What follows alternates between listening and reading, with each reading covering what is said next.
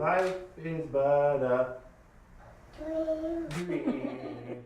Today, Matthew Williams seems like a typical 2-year-old. But just 6 months earlier, this father-son playtime would have been much different. And we just noticed that he didn't pay attention, he didn't turn to his name, he didn't play with toys in a typical way.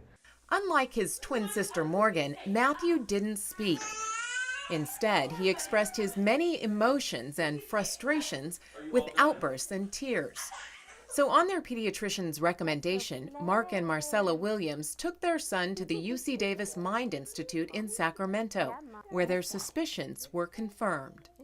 I kind of, in the back of my mind, always knew there was something not quite right, and it possibly would be autism. But when you hear it, it's a different thing. We just kind of get concerned with what it could mean. Like, is he going to be normal for the rest of his life? And, you know, what kind of things are really going to affect him down the road? Is he going to be, you know, like any other kid?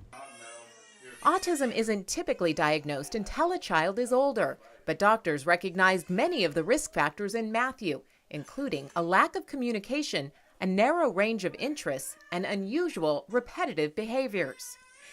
Experts here at the Mind Institute diagnosed Matthew as at risk for autism and considered him a good candidate for a promising new treatment called the Early Start Denver model. The Early Start Denver model is a method of intervention developed for very young children, and it draws from a number of different sources, both theories and science. Dr. Sally Rogers co-authored the Early Start Denver model, or ESDM, which she has been working on since the early 1980s.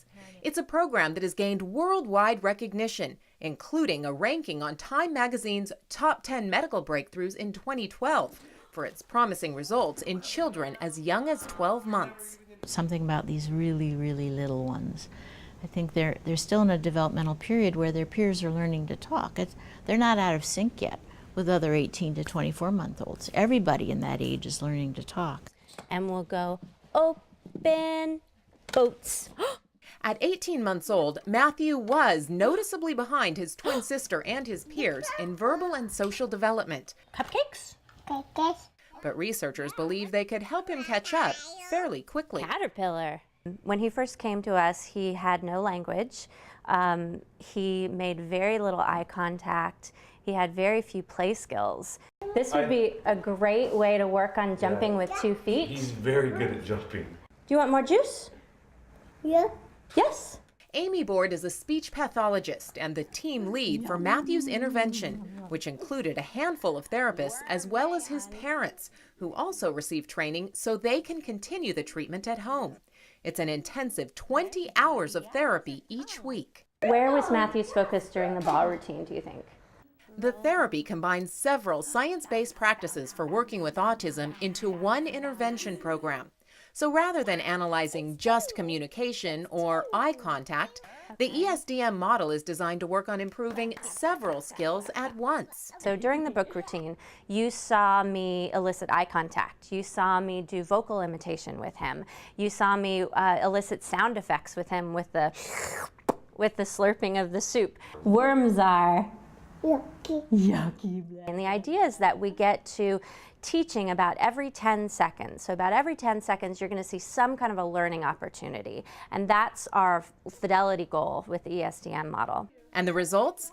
After 5 months of therapy, it would be hard for someone who doesn't know Matthew to see a difference between him and any other child his age. We didn't think that something as simple as playing and structured play and these things could really modify, you know, his brain, because it's changed how his brain takes things in, and it's just like, wow, it's amazing to see.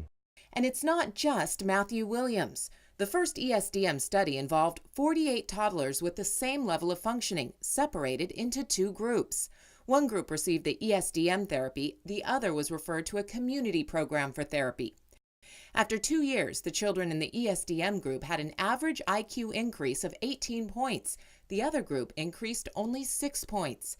Their language improved as well, and 7 of the children in the ESDM model had enough improvement in overall skills to warrant a diagnosis change to a milder condition. It's also elicited critics who say it falsely suggests there's a cure for autism. Dr. Rogers says while it isn't a cure, the research speaks for itself. Autism is a description of a set of behaviors, and behaviors change. And if a child no longer meets behavioral criteria for autism, they don't have autism. For parents like Mark and Marcella Williams, who once had so many fears about what the future would hold for Matthew, it's simple. We know Matthew now. That's the easiest way to say it. 6 months ago, he could not communicate with us at all. He couldn't even point to tell us that he wanted something. All I know is I'm blown away with how well he's taken to it. And, it gives me a lot of hope that this is becoming a larger piece of teaching and overcoming against autism. And so that's really what I'm aimed for. Remove the disability, help children function in every environment, help them be able to interact with peers and do what life expects for them of their age.